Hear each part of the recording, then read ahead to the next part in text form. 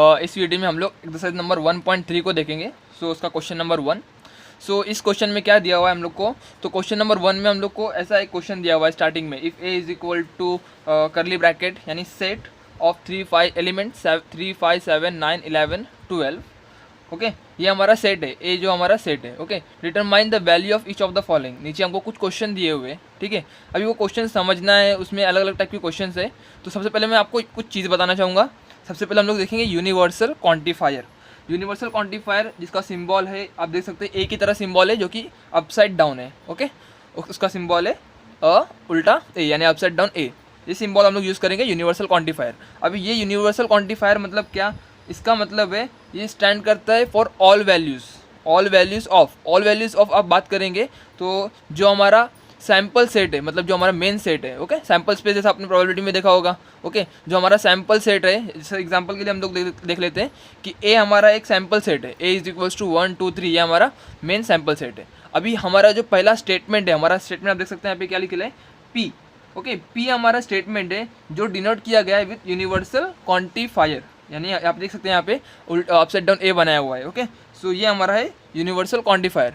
अगर ये हमारा यूनिवर्सल क्वांटिफायर है तो हमारा जो इवेंट है, इवेंट क्या है, x belongs to A such that x is smaller than 4। तो आपका इसकी वैल्यूज़ क्या आएंगे, x इज स्मॉलर देन 4 यानी 1 2 एंड 3। ओके, आप देख सकते हैं कि इसका जो आंसर है, अगर इसका जो आंसर है वो पूरा का पूरा जो हमारा सैम्पल स्पेस है, अगर वो बनता है तो हम क्या बोलेंगे इस स्टेटमेंट को, यानी इसको क्या बोलेंगे हम लोग, ये हमारा यूनिवर्सल क्वांटिफायर है। ठीक है, अगर यहाँ पे जो x लेस देन 4 है, ओके, x लेस देन 4 है, अगर ये लेस देन 2 होता तो आंसर क्या होता हमारा, ओनली 1। इस केस में हमारा पूरा सबसेट हमको नहीं मिलेगा, तो इस टाइप को क्या बोलेंगे, नॉन यूनिवर्सल क्वांटिफायर। लेकिन अगर आपने इसको डिनोट किया है क्वांटिफायर सिंबल से और अगर वो नहीं है तो उसकी ट्रूथ वैल्यू हम लोग फॉल्स लिखेंगे। अब ये प्रॉब्लम है, आप देखना।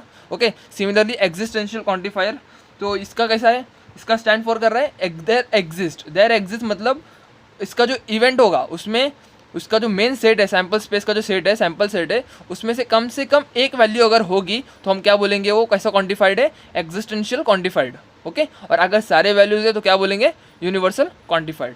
सो स्टार्ट करता हूँ मैं फर्स्ट प्रॉब्लम से। प्रॉब्लम नंबर पहले का मैं स्टेटमेंट लिख देता हूँ, ठीक है, क्वेश्चन का। सो यहाँ पे मैंने पहला क्वेश्चन नोट डाउन कर लिया है। ओके, अभी ये क्या बोल रहा है, हमारा सिंबल कौन सा है, ये लेफ्ट राइट ई है ना, ये किसका सिंबल है, एग्जिस्टेंशियल क्वांटिफायर। अभी हम चेक करेंगे ये जो हमारा इवेंट है, अगर ये एग्जिस्टेंशियली क्वांटिफाइड है तो हम इसको ट्रू वैल्यू देंगे, अदरवाइज फॉल्स। ओके, चेक कैसा करना है, तो इसका इवेंट क्या है, देखो x belongs to A such that x minus 8 equals to 1। So आप सोचेंगे कि ये हमारा इक्वेशन है, ठीक है, x माइनस 8 इक्वल्स टू 1, ये हमारा इक्वेशन है। अभी हमको क्या करना है, हमको x की वैल्यू कहाँ से उठानी है, इस सेट से, सैम्पल सेट से। ओके, मेन सेट से। अभी आप देखो हमारे इसके अंदर इसका आंसर मौजूद है, क्या वैल्यू होगी, तो x की क्या वैल्यू हो तो उसका सब्सट्रैक्शन 8 से करेंगे तो आंसर 1 आएगा। सिंपल, आपको मालूम है 9। ओके, तो हम लोग क्या लिखेंगे यहाँ पे, for x equal to 9, for x equal to 9 हमको क्या मिलेगा, 9 minus 8 equal to 1। For x equal to 9 हमको मिलेगा 9 minus 8 equal to 1। Okay, so क्या हम बोल सकते हैं, देयरफॉर यहाँ पे आप नीचे लिखेंगे, therefore for x equal to 9 9 minus 8 equals to 1। अभी लिखेंगे therefore x equal to 9 satisfied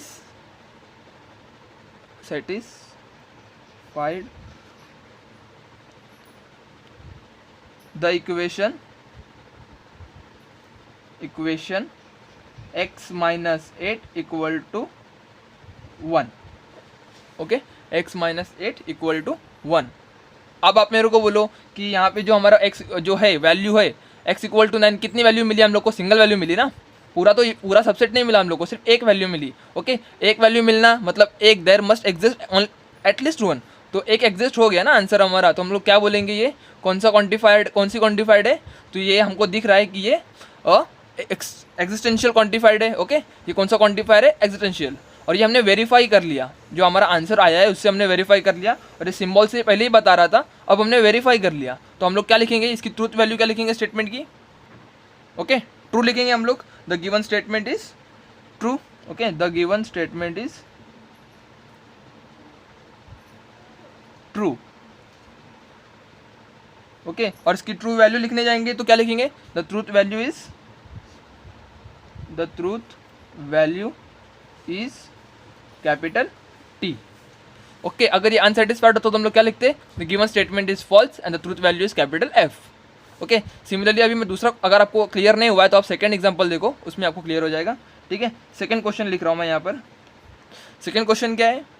okay, तो ये हमारा second question upside down A यानी हमारा यूनिवर्सल क्वांटिफायर का सिंबल है. Okay, x belongs to a such that x square plus x is an even number.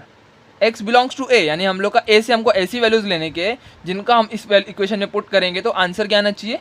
Even number आना चाहिए. अभी सिंबल किस तरह डिजिग्नेट किया है? Universal quantifier. वो क्या बोल रहा है? यूनिवर्सल क्वांटिफायर, ये जो स्टेटमेंट है इसका आंसर यूनिवर्सल क्वांटिफाइड है, मतलब इसका जो आंसर आएगा वो सारे एलिमेंट इंक्लूड करेगा. ओके, अभी हम लोग इसको चेक करेंगे. अगर चेक करके इसको वेरीफाई कर देंगे तो क्या बोलेंगे? The statement is true and its truth value is capital T, otherwise it is false. कैसे चेक करेंगे? तो हम लोग क्या कर सकते हैं, सबसे पहले हम लोग एज्यूम कर ले कि 3 पुटअप करते हैं. ओके, स्टार्ट करेंगे. 3 पुट करते हैं तो 3 का स्क्वायर क्या हो जाएगा? 9. ओके, 3 3 ज़ा 9 प्लस 3, 9 प्लस 3 ओके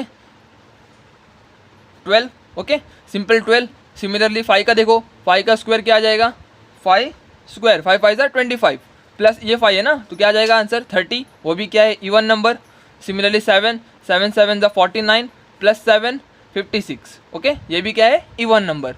11 11 11 ज़ा 121 प्लस 11 यानी 132. वो भी क्या है? हमारा इवन नंबर. सिमिलरली आप 12 को डालेंगे तो भी आपको आंसर क्या मिलेगा? इवन आंसर मिलेगा.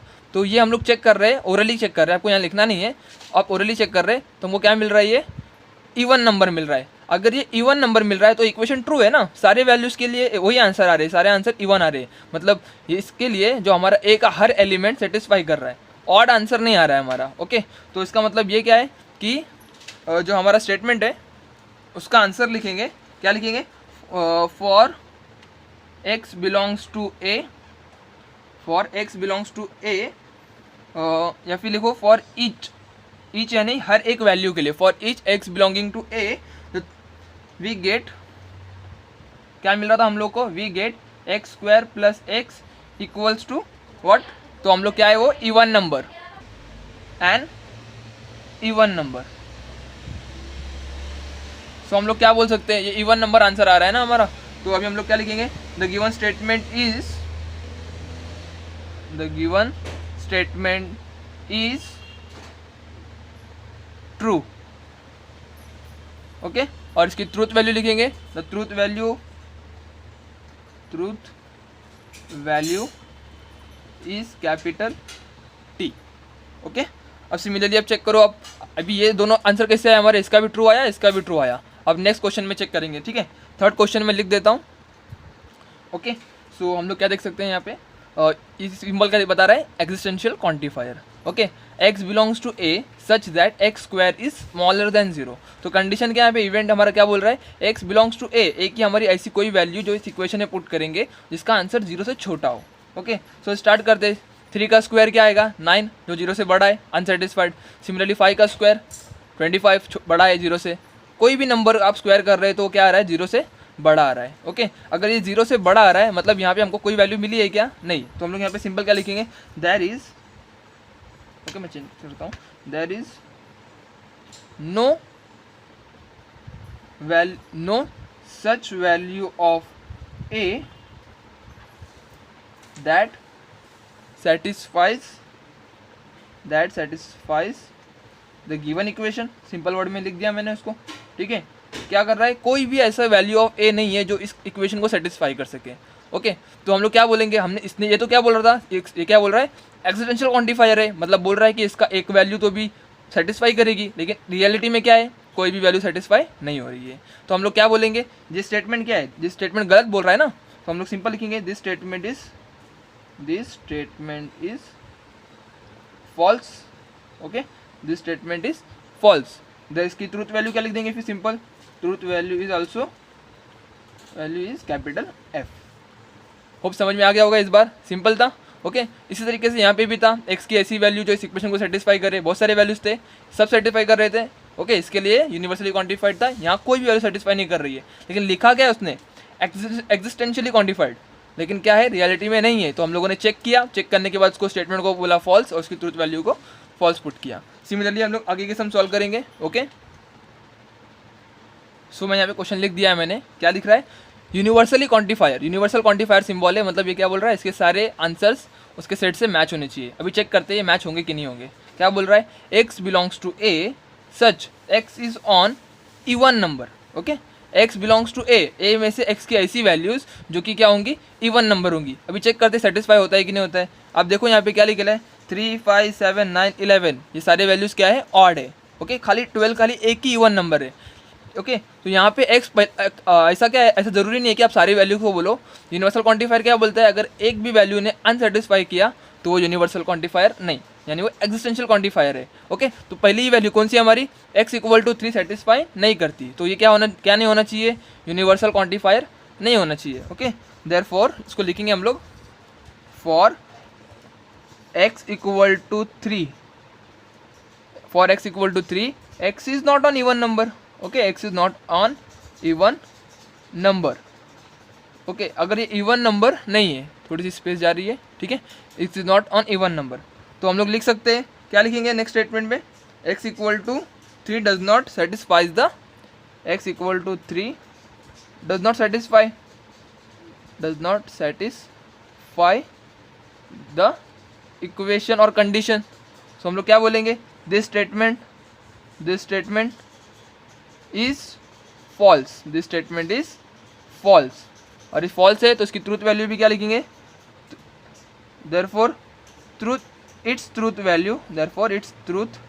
Value is capital F।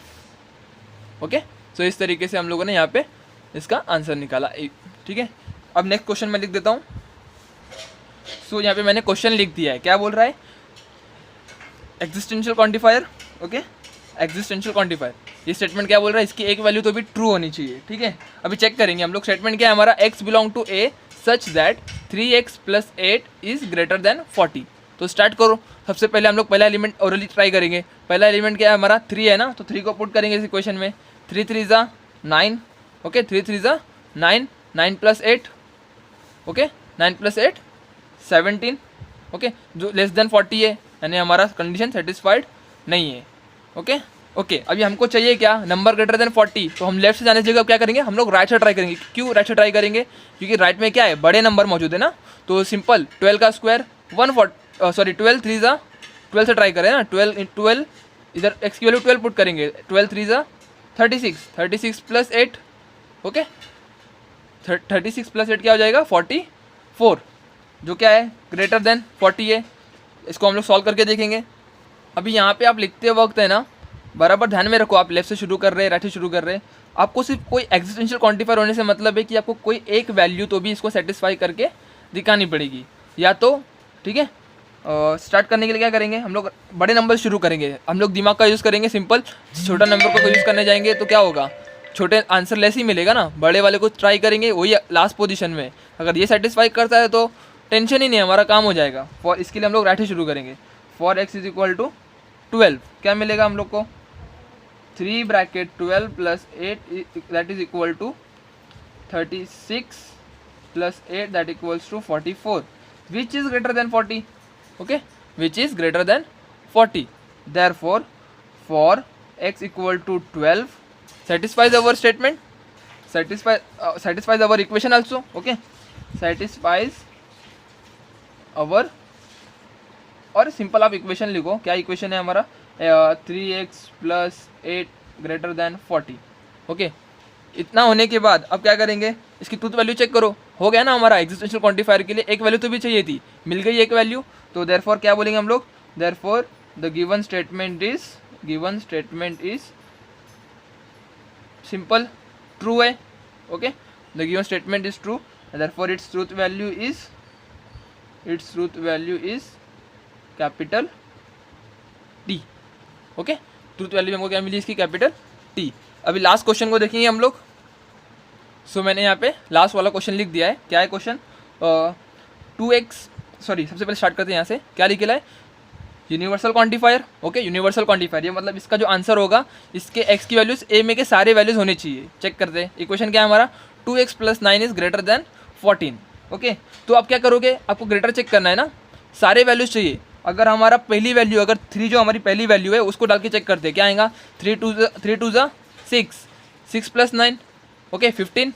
Okay, 6 + 9 क्या हो जाएगा, 15। अगर आप ये वैल्यू क्या है हमारी 14 से बड़ी है ना, तो मतलब हमारी x = 3 सेटिस्फाई करती है।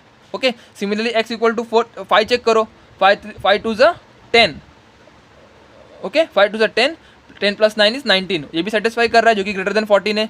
ओके, सिमिलरली आप आगे की वैल्यू सारे पुट करेंगे तो क्या आएगा, या आंसर क्या आएगा, ग्रेटर देन 14 ही आएगा। तो हमारा कंडीशन क्या हो रहा है, x के सारे वैल्यूज़ क्या कर रहे हैं, सेटिस्फाई कर रहे हैं ना हम लोग के इक्वेशन को। तो इसका मतलब ये कैसा, इसका आंसर क्या है, यूनिवर्सली क्वांटिफाइड है, जिसको डिनोट भी यूनिवर्सल क्वांटिफायर से किया गया है।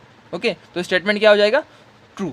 ये क्वेश्चन आप खुद लिखो। ओके, तो आप सिंपल यहाँ पे स्टेटमेंट वाइज लिख सकते हैं, हमको जो वैल्यूज़ मिल रही है, for all values of A our equation is satisfied, therefore this statement is true and its truth value is also capital T। Okay, ये आपके लिए होमवर्क है। So friends, thank you for watching video.